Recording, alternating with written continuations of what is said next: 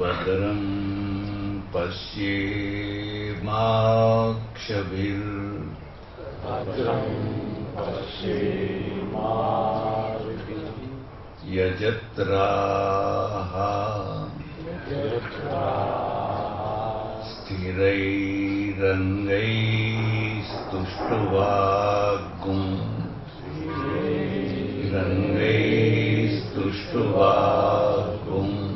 सस्तनूभिर्व्यसेमहि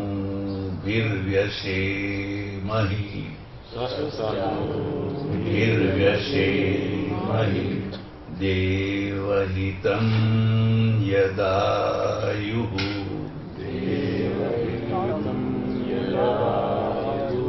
ॐ स्वस्ति न इन्द्रो वृद्धस्रवाः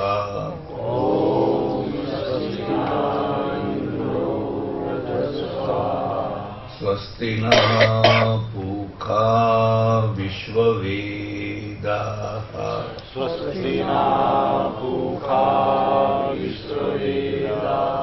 स्वस्ति नस्तारक्षो अरिष्टनेमि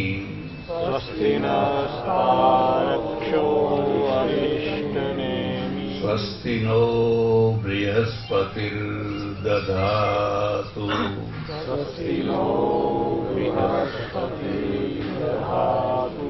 ॐ सहना भवतु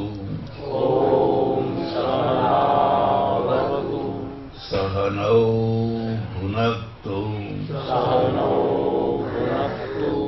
सह वीर्यं करवावहै तेजस्विनावधीतमस्तु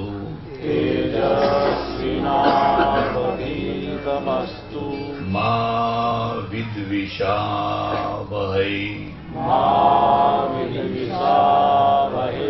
ॐ पूर्णमदः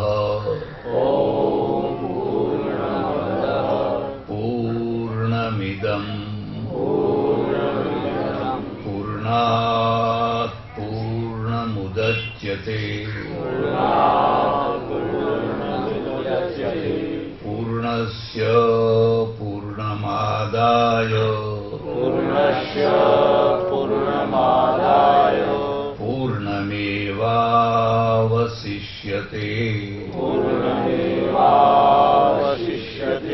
ॐ शान्ति शान्ति शान्ति नमः पार्वतीपते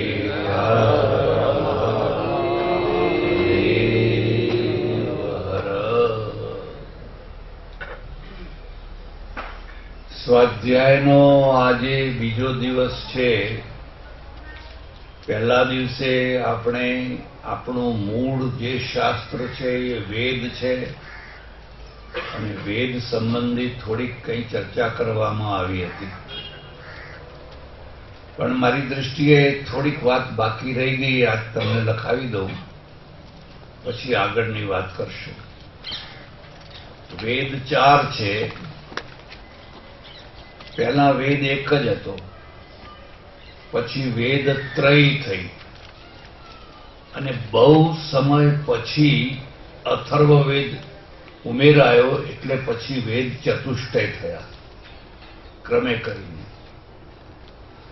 હવે આ જે વેદો છે એના પાછળ એની 4 કક્ષાઓ છે. લખવી હોય તો લખવી. એક સંહિતા ભાગ, જેને મંત્ર ભાગ પણ કહેવામાં આવે છે. 2 બ્રાહ્મણ, 3 આરણ્યક અને 4 ઉપનિષદ. આમાં જે મંત્ર ભાગ છે એટલે સંહિતા છે એને જ ઘણા લોકો વેદ માને છે. એ જ ખરો મૂળ વેદ છે એવું ઘણા લોકો માને છે. એટલે એક તો મંત્ર ભાગ જેમાં મંત્રો આવેલા. એક બીજો મુદ્દો સમજજો. રામાયણ, મહાભારત, ભાગવત વગેરે વગેરે ગ્રંથોમાં શ્લોકો આવે અને વેદોમાં મંત્રો આવે. મંત્રમાં અને શ્લોકમાં ભેદ હોય. ખ્યાલ આવે છે? રામાયણ, ભાગવતમાં શ્લોકો કહેવાય અને વેદોની અંદર મંત્રો કહેવાય. એક બીજી સૂચના આપી દો. 9 પહેલા તમારે આવી જાય, 8 પહેલા. મારો ટાઈમ 8નો, પણ તમારો ટાઈમ 7:45નો. પછી 8 વાગ્યા પછી મોડે મોડે આવો ને એ બરાબર ના કહેવાય. કારણ કે ભૂમિકા છૂટી જાય તો તમારું બધું છૂટી જાય. વક્તા એક ભૂમિકા બાંધતો હોય છે એટલે પહેલા આવી જવાનું, પાછળથી મોડે મોડે નહીં આવવાનું, ટ્રેન ઉપડી જાય પછી. એટલે એક જે છે એ મંત્ર ભાગ છે. બીજો ભાગ છે એને બ્રાહ્મણ ભાગ કહેવાય. બ્રાહ્મણ ભાગ છે શતપથ બ્રાહ્મણ, ગોપથ બ્રાહ્મણ વગેરે વગેરે બ્રાહ્મણો કહેવાય છે. અને બ્રાહ્મણ ભાગની અંદર યજ્ઞ, યાગાદિ કર્મકાંડ છે એની બધી ચર્ચા કરવામાં આવી હોય. અને ત્રીજો ભાગ છે એને આરણ્યક કહેવાય. આરણ્યકમાં વાનપ્રસ્થ લોકો જે છે, અરણ્યમાં રહેનારા, એમના માટેની ચર્ચા. અને ચોથો ભાગ જે છે એ ઉપનિષદ છે. અને ઉપનિષદ છે એ વેદોનું ક્રીમ છે. વેદોનું ક્રીમ છે. એમાં આત્મા, પરમાત્મા, પરલોક, ઝીણી ઝીણી ઝીણી ઝીણી બધી અધ્યાત્મ વાતોની ચર્ચા કરવામાં આવેલી છે. એટલે આ 4 ભાગ એના કરવામાં આવેલા છે. હવે આગળ હું કંઈ ચલાવું એના પહેલા મારી ઈચ્છા છે કે આજે શાંતિપાઠના મંત્રો બોલીએ છીએ એ મંત્રો સંબંધિત થોડાક અર્થો કરું, એટલે તમને ખ્યાલ આવે કે આપણે શું બોલીએ છીએ.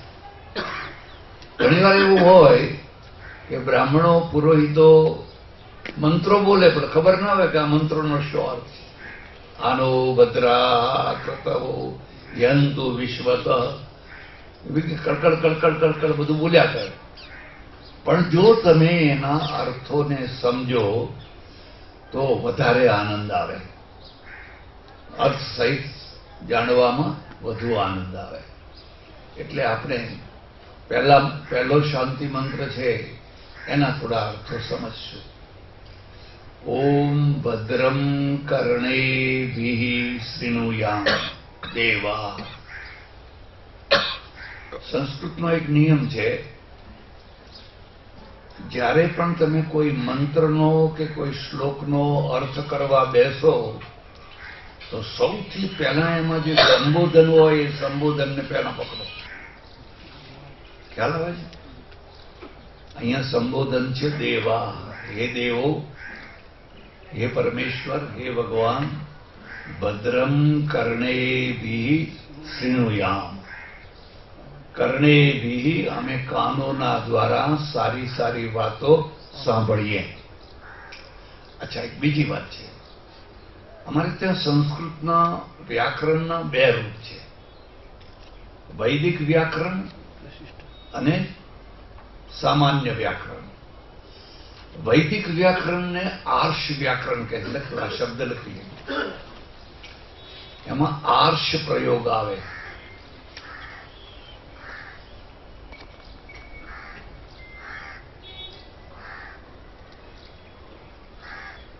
આર્ષ. દાખલા તરીકે કર્ણેભિઃ, પાણીની વ્યાકરણ પ્રમાણે કર્ણેભિઃ ના થાય, કર્ણૈ થાય. ખ્યાલ આવે?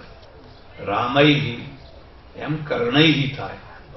પણ આ વેદ મંત્ર છે, આર્ષ પ્રયોગ છે, એટલે લખ્યું કર્ણેભિઃ, હરિભિઃ, ભાનુભિઃ. એટલે આ આર્ષ પ્રયોગ છે. અમારા કર્ણોના દ્વારા અમે સારી સારી વાતો સાંભળીએ. ભદ્રમ પશ્યેમાક્ષભિર્યજત્રાઃ. સંબોધન બદલાઈ ગયું. યજત્રાહ, એ યજન કરનારા. પરમેશ્વરનું સંબોધન થયું યજત્રાહ. અમે આંખોના નેત્રના દ્વારા ભદ્રમ પશ્યેમાક્ષભિર યજત્રાહ, નેત્રોના દ્વારા સારું સારું જોયા કરીએ. ભદ્રમ પશ્યેમાક્ષભિર યજત્રાહ સ્થિરૈરંગૈસ્તુષ્ટુવાગ્ગું સસ્તનૂભિર્વ્યસેમહિ દેવહિતં યદાયુ.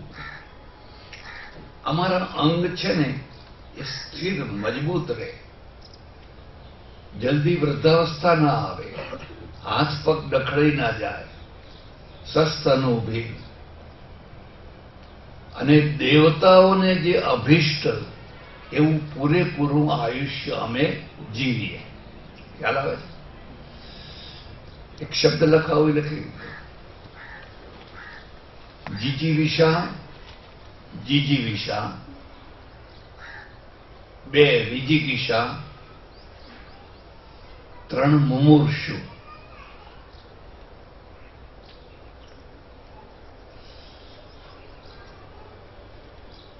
શબ્દો પ્રચલિત છે પણ બધાને ખબર નહીં હોય.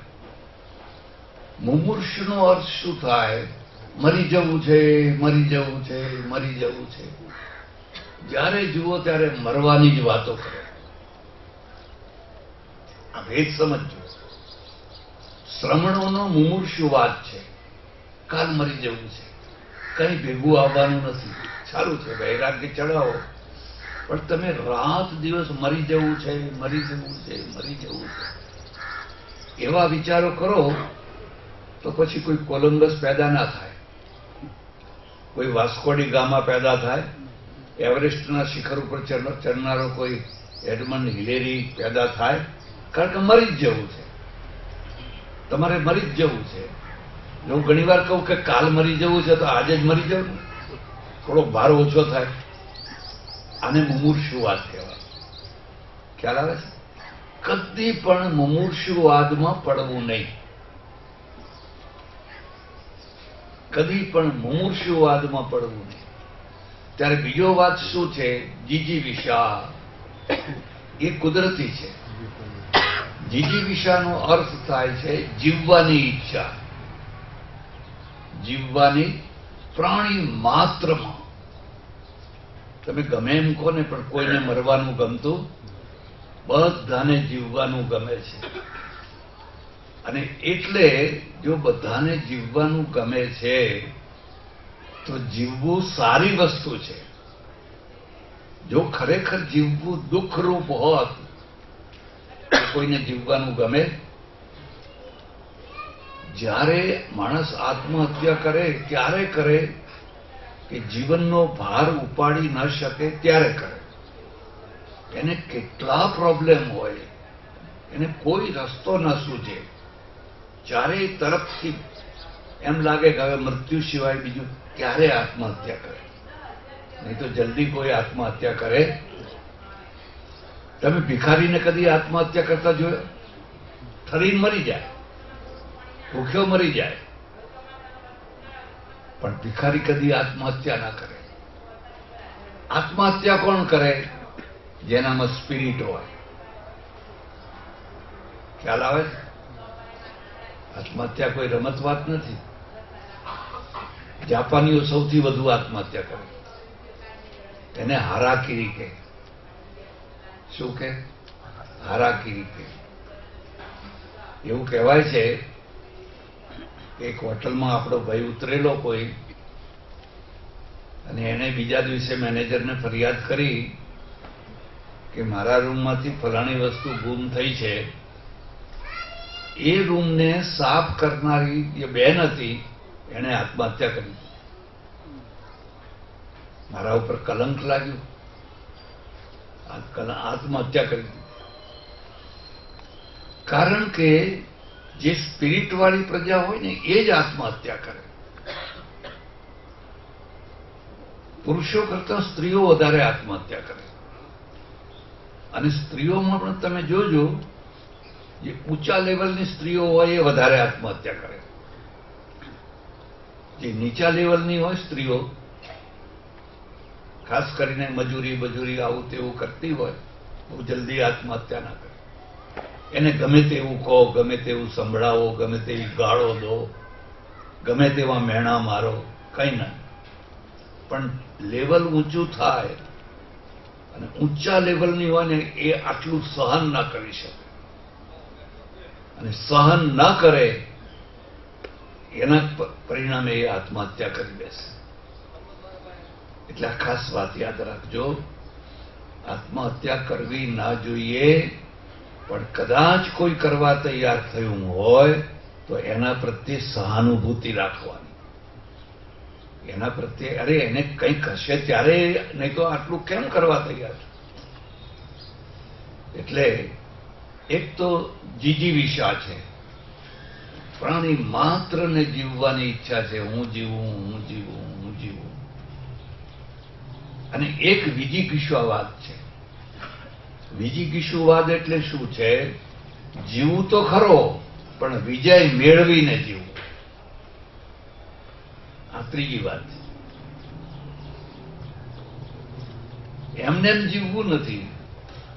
વિજિગીષુવાદ એટલે કંઈક કરીને, કંઈક મેળવીને હું જીવું. આ વિજિગીષુ, આ ઋષિવાદ છે. ખ્યાલ આવે છે? મરી જવું છે, રાત દિવસ એની એ વાત કર્યા કર. તેથી તો થોડો વૈરાગ તો ચડે, પણ તમે નકામા થઈ જાઓ. માણસને નકામું બનાવે. વૈરાગ્યના નામે નકામું માણસને બનાવાય નહીં. ગીતાનો પહેલો અધ્યાય આ જ બાબત છે. મારે યુદ્ધ કરવું, મારે યુદ્ધ શા માટે? આ પાપી પેટ માટે. અને આ છોડી દીધા હથિયાર ને ભગવાને કહ્યું સારું ત્યારે છોડી દે, ચાલ આપણે ઘર ભેગા થઈએ. તો શું થયું હોત? એ મુમૂર્ષુવાદ છે. મુમૂર્ષુવાદમાં નહીં પડવાનું. અને જીજીવિષા છે એ તો સ્વાભાવિક છે, પ્રાણી માત્રમાં છે. પણ ખરો વાત જે છે એ વિજિગીષુવાદ છે, કે તમે વિજય મેળવીને જીવો. કંઈક કરી બતાવીને, કંઈક કરીને, જે તમને ભગવાને ક્ષમતા આપી હોય, શક્તિ આપી હોય, એ પ્રમાણે કંઈક કરીને પછી મરવાનું છે. એટલે કે છે સ્થિરૈ રંગૈ. અમારા જે અંગ છે એ સ્થિર એટલે મજબૂત રહે, દ્રઢ રહે. તુષ્ટુવા ગું સસ્તનું ભીર્વ્યશે મહિદેવ હિતમ યદાયુ. પણ અંગ સ્થિર થાય, મજબૂત થાય, પછી કરશો શું? તુષ્ટુવા ગું, તારી સ્તુતિ કરીએ, પ્રાર્થના કરીએ. અને દેવતાઓને હિત એટલે દેવોએ જે નિર્ધારિત કરેલું એવું આયુષ્ય અમે જીવીએ. અમારે મરી જવું નથી, પણ અમારે જીવવું છે. દેવહિતમ યદાયુ. દેવહિતમ યદાયુ એનો અર્થ સમજવા જેવો છે. આપણે ત્યાં સામાન્ય રીતે પૂરા આયુષ્યની કલ્પના 100 વર્ષની છે. કેટલી?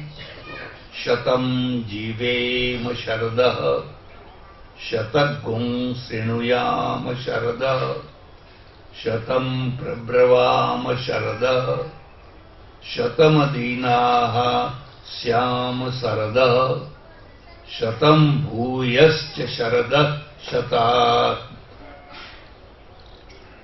આ પ્રાર્થના છે. અમે 100 વર્ષ જીવીએ, 100 શરદ સુધી. અને એક શર્ત મૂકી, અદીના, લાચાર થઈને નહીં. આપજો મા બાપ, આપજો મા બાપ, આપજો મા બાપ. અદીના એટલે કે છે સ્થિરૈ રંગૈ તુષ્ટુવા ગું સસ્તનું ભીર વ્યશેમ દેવહિતમ યદાયુ. એક બીજો મુદ્દો યાદ રાખજો. 100 વર્ષથી વધારે 2, 5, 10 વર્ષ જીવાય. વધુમાં વધુ અત્યાર સુધી આખી દુનિયામાં લાંબુ જીવનારી પ્રજા રશિયાનો એક ભાગ છે, ત્યાંની છે. અને તે 15, 20, 25 વર્ષ સુધી 100 ને. પણ ઘણા લોકો પછી દાવો કરે કે અમે તો 400 વર્ષના ગુરુ છે, અમારે તો 500 વર્ષના છે, 600 વર્ષના છે, 1000 વર્ષના છે, 200 વર્ષના છે. એમાં સત્ય ના હોય અને એમાં મોહ પણ ના રાખો. ઘણા વર્ષો પહેલા હું પહેલી વાર વાલમ ગામમાં ગયો ત્યારે એક મહારાજ હતા. એ બધાને કહેતા કે મારું 150 વર્ષનું આયુષ છે. હવે દેખાય તો ખબર પડે કે ના પડે, આપણને લાગે ને. અને એવી હોશિયારી કરે મોરારજી, અરે એકાદ છોકરો હતો મારા આગળ, તો એમ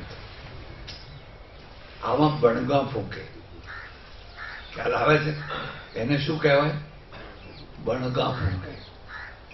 અને એ રીતે ઘણા લોકો પ્રભાવ ઉત્પન્ન કરવા માટે પોતાની કાલ્પનિક આયુષ્ય બતાવી અને થોડોક પ્રભાવ ઉભો કરે.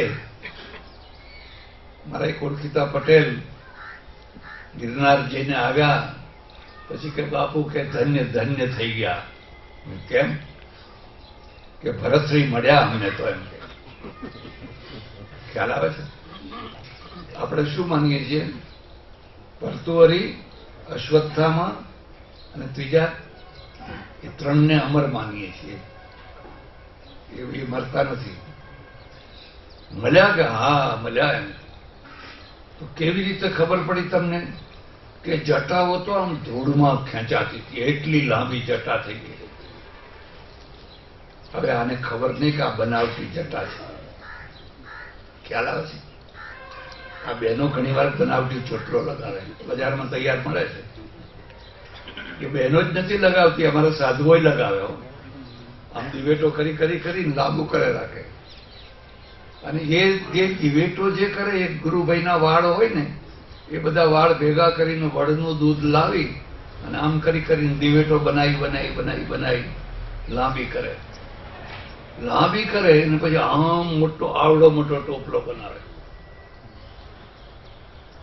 એકવાર અમારે બાજુમાં કાર્યક્રમમાં એવા એક મહારાજ આવેલા અને ખબર નહીં એમને શું સૂજ્યું, ચાલુ કાર્યક્રમમાં જ બધું ખોલી કાઢ્યું ને એવી ગંધ મારે, એવી ગંધ મારે. કારણ કે એ બધું ધોવું ક્યારે?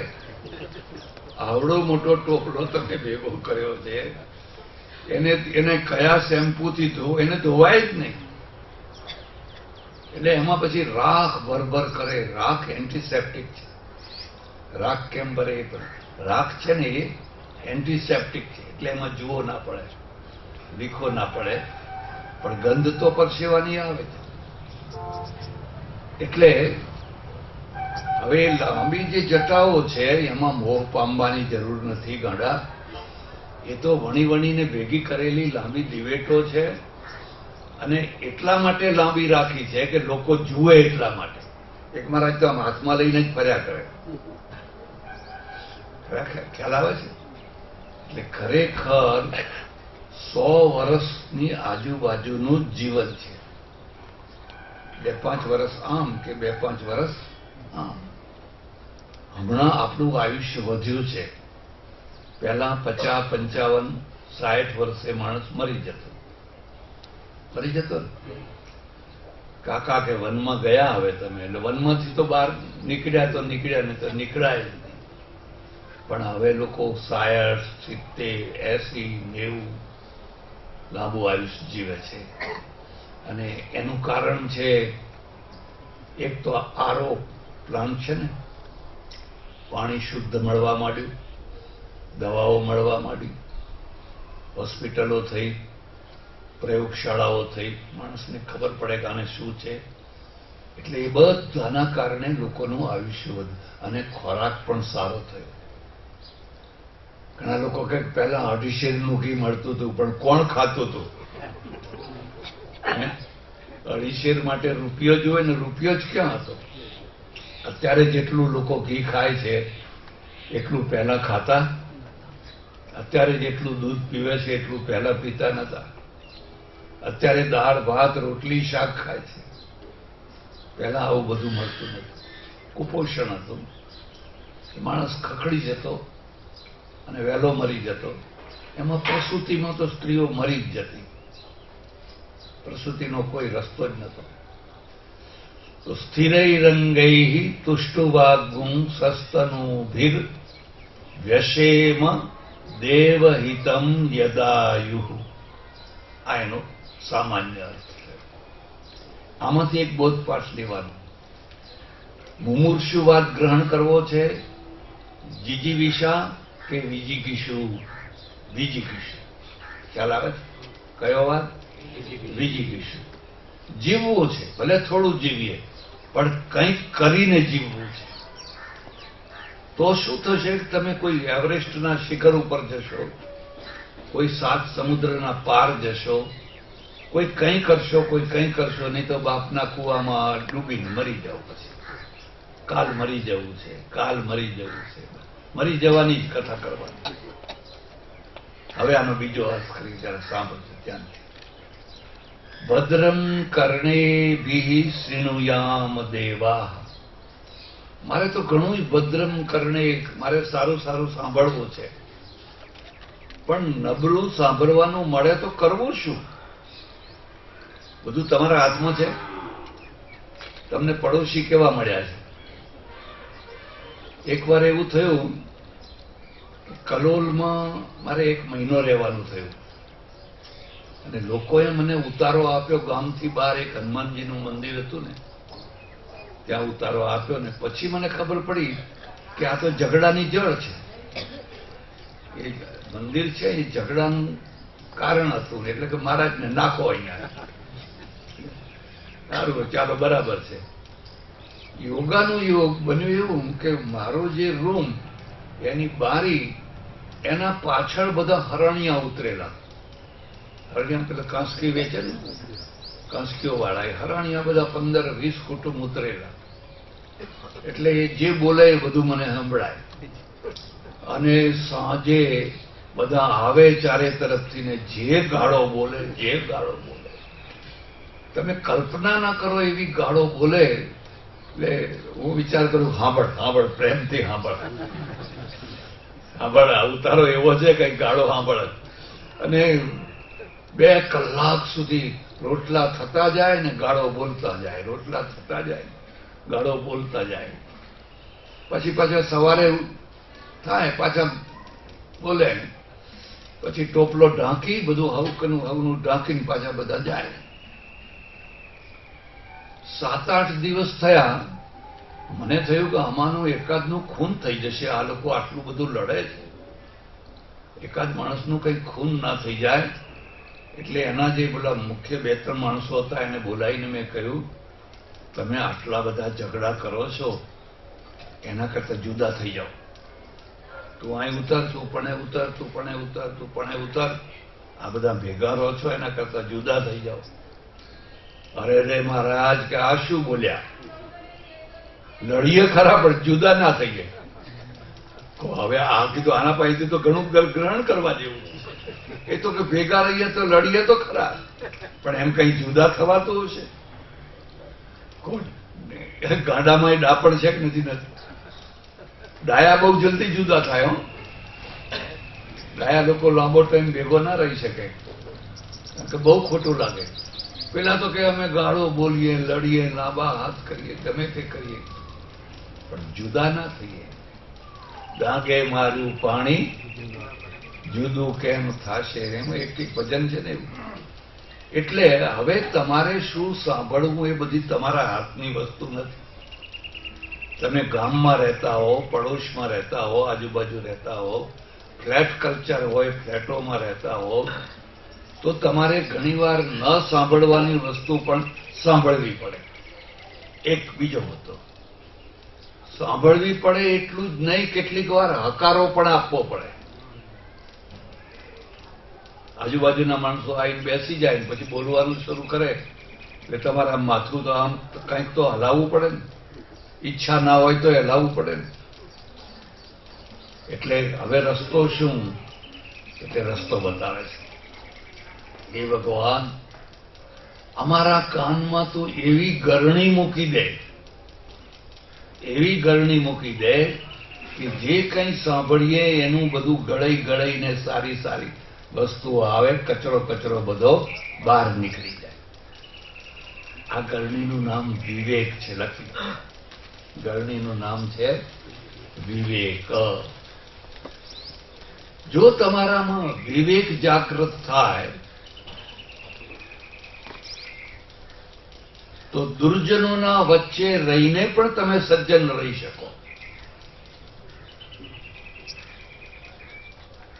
અને રહેવાનું જ છે. ક્યાં જશો? ક્યાં? અહીંથી ભાગ્યા તો પણ ત્યાં એવા ને એવા જ માણસો છે. દુનિયાના કયા છેડે જશો? પણ જો તમારામાં વિવેકની જાગૃતિ થાય તો તમે ભયંકર વિરોધીઓની વચ્ચે પણ રહી શકો. એક દોહરો છે, લખવો હોય તો લખી લીધું. જો મતિ હૈ અનુકૂલ, जो मति है अनुकूल, का कर सकत कुसंग.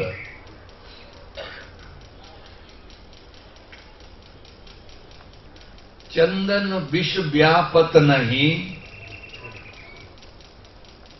लिपटत रहत भुजंग.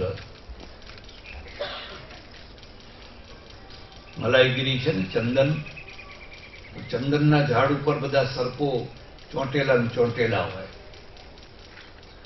હવે ચંદનના ઝાડ સાથે સર્પો ચોંટેલા ને ચોંટેલા રહે છે, પણ ચંદનને કદી ઝેર લાગતું. એમ માણસ પણ જો વિવેકી હોય, અને પાનબાઈ છે ને ગંગા સતી, એને તે એક ભજનમાં લખ્યું છે, પાયે લાગીએ પાનબાઈ વિવેકી નરને. હા, એવું કઈક એનું પદ છે. તો એ દુર્જનોની વચ્ચે પણ રહી શકે, અને એ દુર્જનોની વચ્ચે રહીને પણ જેમને ઝેર ના લાગ્યું હોય, એક તો વિભીષણ છે, રાવણની નગરીમાં રહીને પણ એ રાક્ષસ ના થયો. બીજા વિદુર છે, કૌરવોની સાથે રહીને પણ વિદુર ભગત જ રહ્યો. એટલે હે ભગવાન, હે પ્રભુ, તું અમને વિવેકની એવી ગરણી આપ કે જે કંઈ સાંભળીએ એ બધું ગળાઈ ના આવે. જે સાર સાર તત્વ છે એ તો આવે, પણ કચરો કચરો બધો બહાર નીકળી જાય. હવે હરાણિયામાંથી સાર તત્વ કયો હતો? જુદા ના થઈ શક્યા. હવે એ શું બોલ્યા મહારાજ? મને ક્ષોભ થયો. બરાબર, આમની ભૂમિકા કરતો તો મારી ભૂમિકા નીચી છે. આ ભલે લડે ઝઘડે, કંઈક પીતા હશે, કંઈ એવું બધું કરતા હશે, એ બધું થાય, પણ તે છતાં કે જુદા તો ના થઈએ, ના થઈએ, તે આ ગ્રહણ કરે એમાંથી પેલું ગ્રહણ કરવાનું. ભદ્રમ કર્ણેભિઃ શૃણુયામ દેવા, ભદ્રમ પશ્યેમાક્ષભિર્યજત્રા. ભગવાનનું નામ યજમાન છે, યજત્રા છે. ખ્યાલ આવે છે? યજમાન શબ્દનો અર્થ લખજો. જે યજન કરે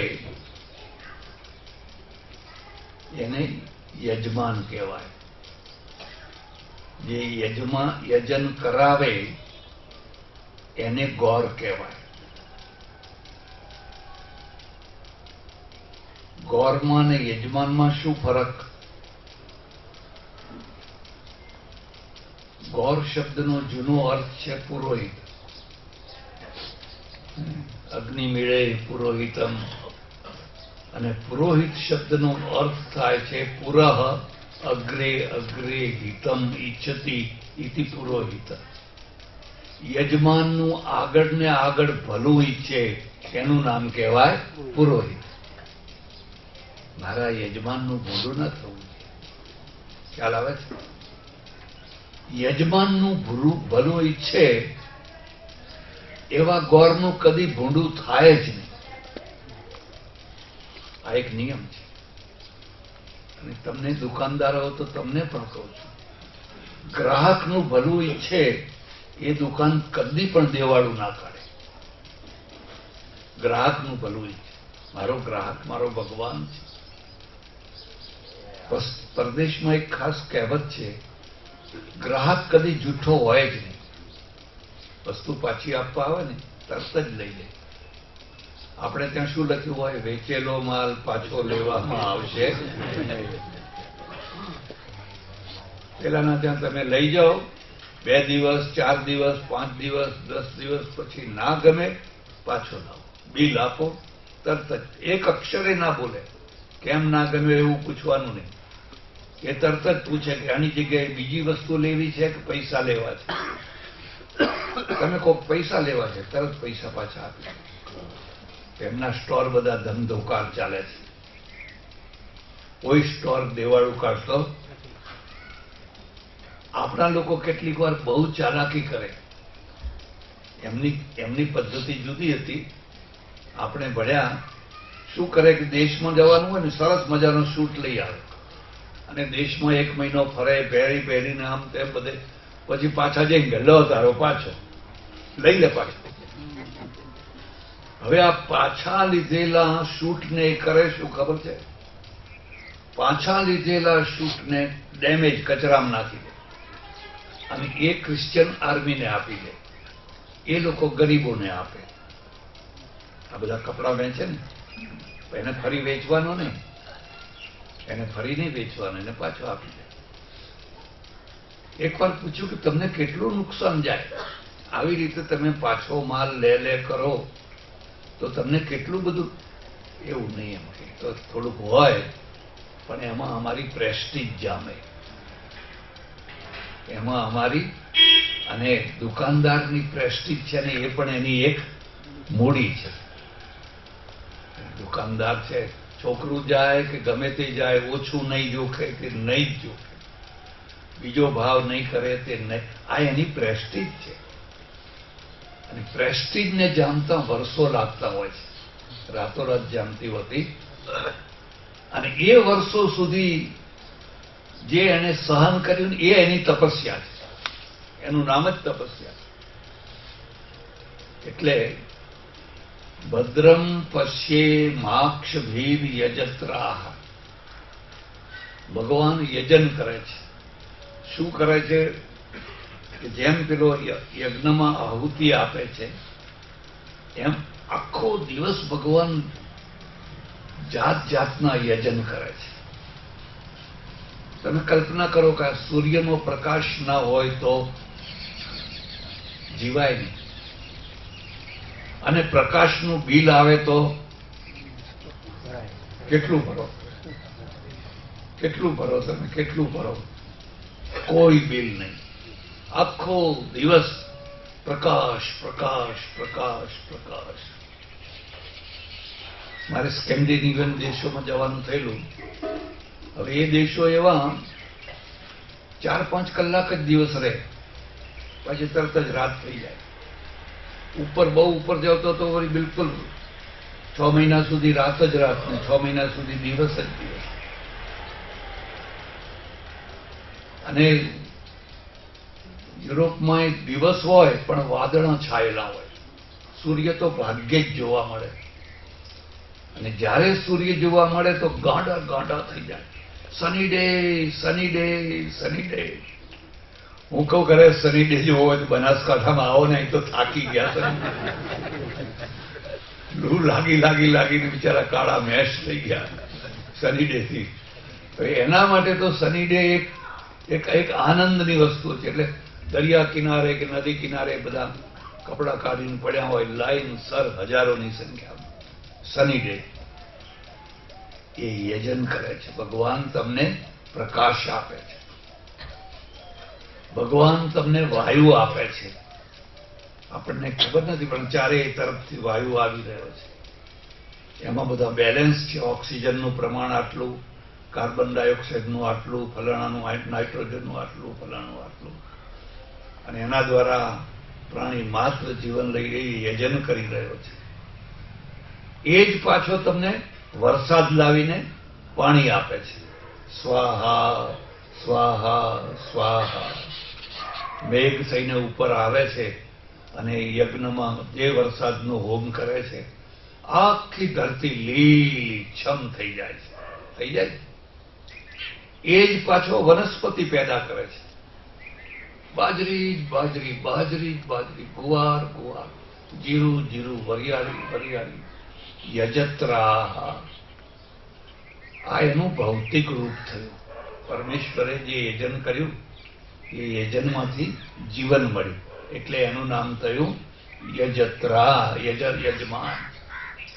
પણ પરમેશ્વર એક બીજું યજન કરે છે અને એ યજન આના કરતા વધારે કિંમતી છે. તમે કદી કલ્પના કરી કે તમારા અંદર જે પ્રેમ મૂક્યો એ કોણે મૂક્યો છે? ભાવના મૂકી, લાગણી મૂકી અને બાદ કરી નાખો, લાગણી બાદ કરી નાખો. તમારામાં લાગણી જ નથી, પ્રેમ જ નથી. તો પ્રેમ વિનાનો, લાગણી વિનાનો માણસ અને પથ્થર એ બેમાં કશો ફરક હોય? રોબોટમાં અને માણસમાં શું ફરક છે? હવે તો રોબોટ બધું કામ કરે છે. તો રોબોટમાં અને માણસમાં શું ફરક છે? કારણ કે માણસમાં લાગણી છે. અને બધું થજો પણ લાગણીહીન ન થજો. ખ્યાલ આવે છે? કદી પણ લાગણીહીન ન થજો. કઠોર પત્ની ઉપર, બાળકો ઉપર, પરિવાર ઉપર, ગામ ઉપર, આજુબાજુના લોકો ઉપર લાગણી રાખવાની. આયો લે પાણી પીવો, ચા પીવો. આ યજન છે. પેલા પરમેશ્વરે તમારા અંદર લાગણી મૂકી છે. એ ઈચ્છે છે કે તમારું જીવન વધારે સુખદાયી ને ધબકતું થાય એટલે એને લાગણી મૂકી છે.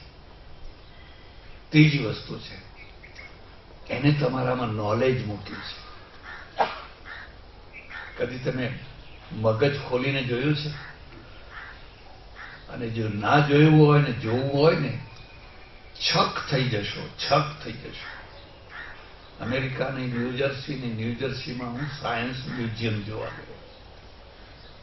સાયન્સ મ્યુઝિયમમાં 12 ફૂટનું મગજ બનાવેલું. આપણું મગજ 12 ફૂટનું, ઇલેક્ટ્રોનિક પદ્ધતિથી એમાં બધું જોડેલું. અને પછી કહ્યું કે આમાં જે સેલ છે 2.5 અબજ સેલ છે. કેટલા? 2.5 અબજ સેલ છે. નાના ઝીણા આંખથી દેખાય નહીં એવા. એમાંનો એક સેલ ડેમેજ થાય ને તો તમે ગાડા થઈ જાઓ. ખાલી એક ટકોરો વાગે અને એક સેલ આગો પાછો થઈ જાય તો માણસ કઈનો કઈ કરતો થઈ જાય. અને એ ટકોરો એને નુકસાન ના કરે એટલે ઉપર ખોપડી મૂકી દીધી. ખોપડી કવચ છે ને, ખોપડીની જગ્યાએ માત્ર ચામડી મૂકી હોત તો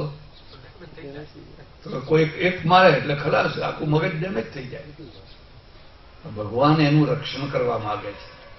એટલે આ ખોપડી છે ને, લાકડી પડે તો જલ્દી ખાવા સહન કરી લે એવી ખોપડી મૂકી દીધી. આ એનું કવચ છે. ભગવાને તો બહુ કવચ મૂક્યા છે. આ હાર્ટ છે ને એને જુઓ એવી જગ્યાએ મૂક્યું છે કે પાંસળાને સહન કરી લે. તમે મુક્કો મારો ને ઉપર પાંસળા છે, પાંસળા સહન કરી લે. બાયપાસ સર્જરી કરવી હોય તો પાંસળા કાપવા પડે. પહેલા કાપતા, હવે તો એમને થવા માંડી છે. પાંસળા કાપીને હાર્ટ કાઢીને પછી બાયપાસ સર્જરી કરે, પાછા પાંસળા જોડી કાઢે. હવે પાંસળાના નીચે હૃદય મૂકેલું છે. ધબ ધબ ધબ થયા કરે. પણ જો જરાક મૂકવો પડે તો ખલાસ થઈ જાય. એનું રક્ષણ મૂકેલું છે બધાનું, આખા શરીરની. ડોક્ટર કદી નાસ્તિક ના હોય, પ્રોફેસર નાસ્તિક હોય. કારણ જાણો છો? પ્રોફેસરને પોતામાં માથા મારવાના છે. પેલા ડોક્ટરને તો કુદરત સાથે જીવન છે. એમાં જે સર્જરી કરતો હોય એ તો જોયે કે આ શું બનાવ્યું છે, આ શું બનાવ્યું છે. એટલે કે છે ભદ્રમ પશ્યે માક્ષભીર યજત્રા. એ યજત્રા અમે આંખોના દ્વારા સારું સારું જ જોઈએ. પણ હવે નથી જોવું એ જોવું પડે છે. તમારા ઘરમાં ટીવી હોય અને તમે કંઈક જોતા હોય એમાં એડવર્ટાઇઝો આવે, આવું આવે, તેવું જાત જાતનું બધું આવે. ના જોવાનું પણ જોવું પડે. અને આમે આજુબાજુ જોવાનું તો તમારે ઘણું સારું છે. મોટા શહેરોમાં જાઓ તો તમને તો એમ જ થાય કે ક્યાં આવી ચડ્યા. કારણ કે હવે બહેનોએ મર્યાદા છોડી દીધી. પુરુષ મર્યાદા વિનાનો થાય તો ચાલે, પણ સ્ત્રી જો મર્યાદા વિનાની થઈ જાય તો સમાજનું પતન થઈ જાય. અને એ ભયંકર રીતે થયું છે. રશિયામાં એ જ દશા છે. રશિયામાં તમારાથી રહેવાય નહીં એવી દશા છે. તો હું આખું રશિયા ફર્યો. તમે હોટલમાં ઉતર્યા હો તો રાત્રે ફોન આવે, તમારે ફોન બંધ કરીને મૂકવું પડે, રાત્રે ફોન આવે. એટલે નથી જોવું પણ જોવું પડે છે. શું કરશો, ક્યાંક જશો.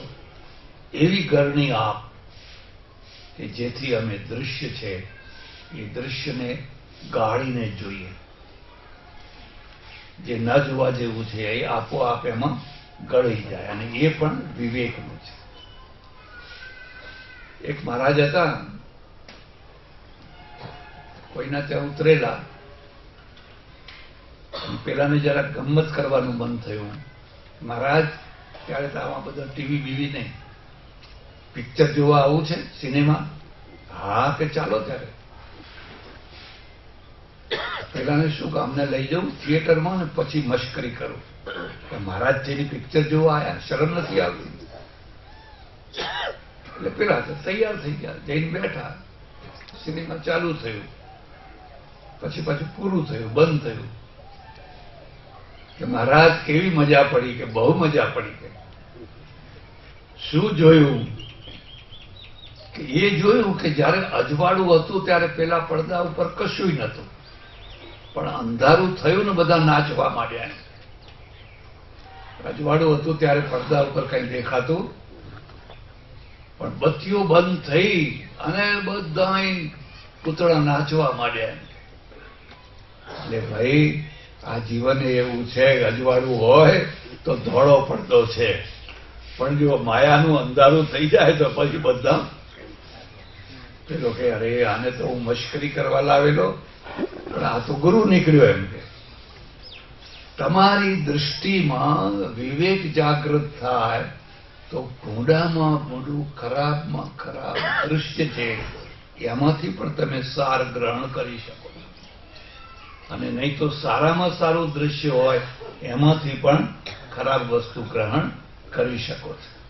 એટલે ભદ્રમ પશ્યેમાક્ષભીર યજત્રા સ્થિરૈરંગૈ સ્તુષ્ટુવાગું. એક વાતને જરા ધ્યાનથી સમજજો. આ જે શરીર છે બહુ મહત્વની વસ્તુ છે. આ ઋષિ માર્ગ છે. શરીર માધ્યમ ખલુ ધર્મ સાધનમ લખવું હોય તો લખી.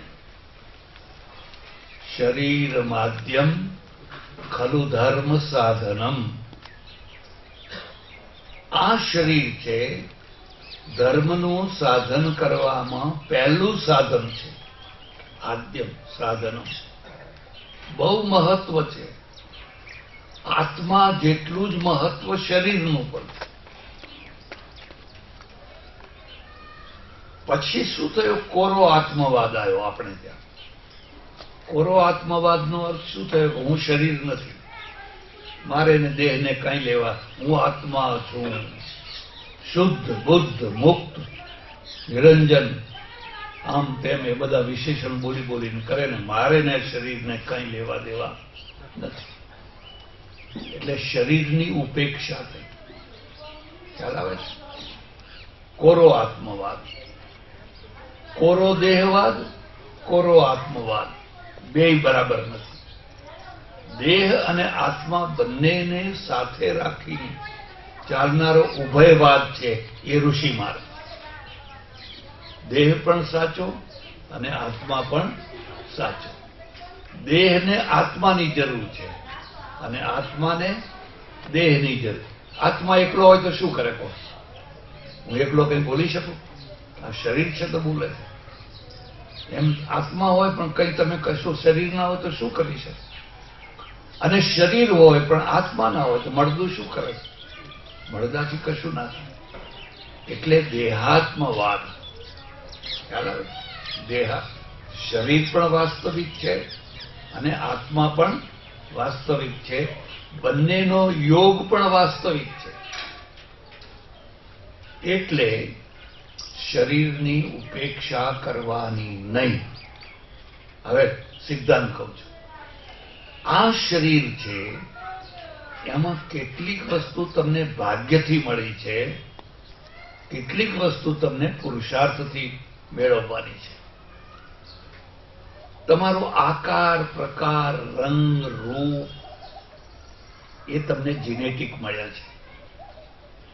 માતા પિતા હોય લગભગ એવો જ આકાર બાળકોમાં આવે. એટલે તમારે ઊંચા થવું કે ઠીંગડા થવું કે જાડા થવું કે પાતળા થવું એ જીન પ્રમાણે આવે, આનુવંશિક કહેવાય. અને આ વાત જો સમજમાં આવે તો આપણી જૂની પદ્ધતિને તમે મહત્વ આપશો. ખ્યાલ આવે છે? લોકો કન્યા જોવા જાય, જતા ને હજુ અહીં તો જતા હશે. હવે કન્યાઓ પોતે જ મૃત્યુ જોઈ લે, મા બાપની જરૂર જ નહીં. પણ કન્યા જોવા જવામાં શું જોવાનું તમને ખબર છે? 7 પેઢી જોવાની. એટલી કન્યા નહીં જોવાની, 7 પેઢી જોવાની. કારણ કે જીન છે ને કૂદકો મારે. 4થી પેઢીના માણસની આંખ ત્રાંસી છે, 5મી પેઢીમાં ના આવે, 6ઠી પેઢીમાં ના આવે, 7મી પેઢીમાં કૂદકો મારી ત્રાંસી આંખ આવી જાય.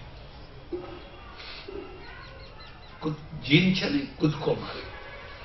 એટલે જોવાનું ભાઈ આની દાદી કેવી હતી, પરદાદા કેવા હતા, ફલાણા કેવા હતા, એ તમે જોઈ શકો. હવે જેનું જીન ભારે શરીરનું હોય તો પછી ભારે શરીર થાય. એટલે એક તો આ શારીરિક જોવાનું, પછી એના બધા લક્ષણો જોવાના. ભાઈ આ લોકોએ શું શું કરેલું, કે બહુ નાતો જમાડેલી, બહુ વરા કરેલા, બહુ લાણીઓ વહેંચેલી. એના ઉપરથી તમને ખ્યાલ આવે કે આ પરિવારમાં ઉદારતા છે. ખ્યાલ આવે છે? અને ઉદારતા જેનેટિક આવી જાય, ઉતરી જાય. કેટલીક કન્યાઓ એવી હોય કે મહેમાનને પાછો ના જવા દે, અને કેટલીક કન્યાઓ એવી હોય કે જાળીયા આવીને કહી દે કે તો બહાર ગયા છો, બહાર ગયા, હાજે આવશે, હાજે આવજો. અરે એ બહાર ગયા છે, ઘર તો બહાર નથી ગયું ને. બેમાં ફરક લાગે છે. એક કન્યા એવી હોય, આવો આવો આવે, પાણી પીવું, એ જેટલો અધિકારી હોય એટલો. એ ક્યાંથી આવ્યું? એના બાપના ઘરમાંથી આવ્યું. એના બાપના ઘરમાંથી આવ્યું. કારણ કે એના બાપના ઘરમાં આવું થતું હતું અને એ જીન એનામાં છે, એટલે એ અહીંયા આવું કરે છે. અને ઘર તો કન્યા જ દીપ આવે, પુરુષના દીપ આવે. પુરુષ પેઢી દીપ આવે, પુરુષની તાકાત નહીં. કેટલાક પુરુષો એવા હોય કે 2 મહેમાનને ઘરે લઈ જતા ફફડતા હોય, કે બારોબાર વિદાય કરી દો, ફફડતા હોય. પેલી જોગમાં આવા ડોળા કાઢે ને કે તમે જેને તેને લઈ આવો, નવરા બેઠા છે તમારા માટે, એટલે બહારથી જ કે વિદાય કરી દો આમ. એટલે આ જોવાનું છે. હવે આજકાલના છોકરાઓ એકબીજાનું રૂપ જુએ, બીજું શું જુએ? અને એ તો થોડા ટાઈમનું છે, કઈ લાંબો ટાઈમ ટકવાનું નથી. એટલે સ્થિરૈ રંગૈ સ્તુષ્ટુવા ગું શિસ્તનુ ભીરવ્યસેમ દેવહિત યદાયુ. અમારા અંગો છે એ આરોગ્ય વાળા રે, આરોગ્ય રાખી શકો છો. શ્રમણો શું માને છે કે તમારે ક્યારે બીમાર થવું, કેવું બીમાર થવું, કેટલું બીમાર થવું, એ બધું લખેલું છે, નિયતિ છે. બધું છીંક આવે તો કે નિયતિ છે, માથું દુખે તો નિયતિ છે. એવું નથી. આયુર્વેદના આચાર્ય કહે છે તમે આયુર્વેદને શરીરને તમે સાચવી શકો છો, મજબૂત બનાવી શકો છો, નિરોગ બનાવી શકો છો અને લાંબુ જીવી શકો છો. કશું લખેલું નથી. કોઈ જે લખેલું છે એ આ છે કે તમને પરંપરાથી જે મળ્યું એ લખેલું છે. પણ એમાં તમે ઘણો સુધારો કરી શકો છો જો તમે સંયમથી જીવો, યોગ્ય રીતે આહાર વિહારનો ઉપયોગ કરો તો તમારું આરોગ્ય સારું રહી શકે છે. એટલે એ પ્રાર્થના કરે સ્થિરૈરંગૈ તુષ્ટુવા. અને આવા મજબૂત અંગોના દ્વારા અમે પરમેશ્વરની પ્રાર્થના કરતા કરતા સંતોષપૂર્વક દેવતાને અભિષ્ટ એવું 100 વર્ષનું લાંબુ આયુષ્ય અમે જીવીએ એવી તમે અમારા ઉપર કૃપા કરો. 2 મુદ્દા, એક પ્રારબ્ધવાદ અને એક પુરુષાર્થવાદ. ખ્યાલ આવે છે? ઋષિ માર્ગમાં 2 ઉપમેય છે. એક પેલો પ્રારબ્ધ જ બધું છે. નાસ્તિકો કહે છે પુરુષાર્થ જ બધું છે. પુરુષાર્થ જ બધું છે તો અંબાણી થઈ જાય ને? કોણ રોકે છે તને પુરુષાર્થ કરવું? થવાય? તમારા કોઈ થઈ શકે? અંબાણી થવાની તાકાત છે કોઈના? અરે તમારી જેટલી તાકાત હતી એટલી પ્રગટ થઈ ગઈ. હવે આ લેવલ આવી ગયું. લીટી અહીં દોરેલી એ પ્રારબ્ધ છે. એક ઉપર લીટી હોય ને એક નીચે લીટી. આ 2 લીટીમાં તમારે રમત રમવાની. ઉપરની લીટી સુધી પહોંચી ગયા. એટલે આપણે પુરુષાર્થવાદી છીએ. શરીરને તમે સાચવી શકો, સારું રાખી શકો, સારું કરી શકો અને આરોગ્યને સાચવી શકો. પણ કેટલીક બાબતોમાં તમારું ના ચાલે. ના ચાલે એ પણ સમજી લેજો.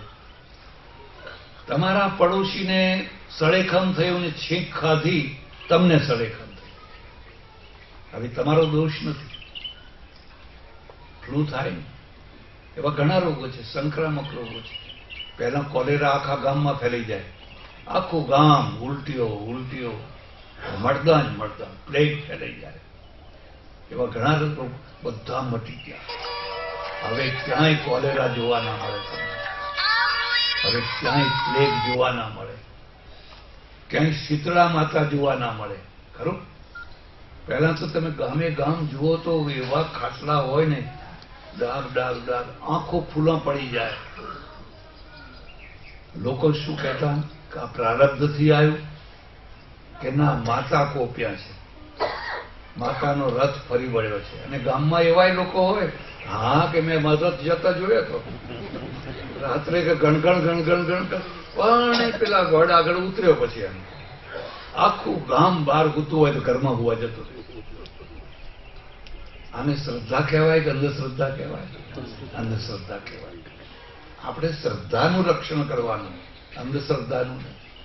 એટલે આ બધામાંથી તમે બચી શકો. પેલા લોકો એને રસીઓ કાઢી એના વેક્સિન કર્યા અને એ બધાના દ્વારા લોકોને આ રોગોથી મુક્ત કર્યા. બહુ મોટું કામ થયું. એટલે ઘણી બીમારીઓ સંક્રામક છે, એનાથી તમે બચી શકો, બચવું જોઈએ. તે છતાં પણ 100% આરોગ્ય કોઈનું નથી હોતું. ઓમ પૂર્ણમદઃ પૂર્ણમિદં પૂર્ણાત પૂર્ણમુદચ્યતે પૂર્ણસ્ય પૂર્ણમાદાય પૂર્ણમેવાવશિષ્યતે. ઓમ શાંતિ શાંતિ શાંતિ. સદ્ગુરુ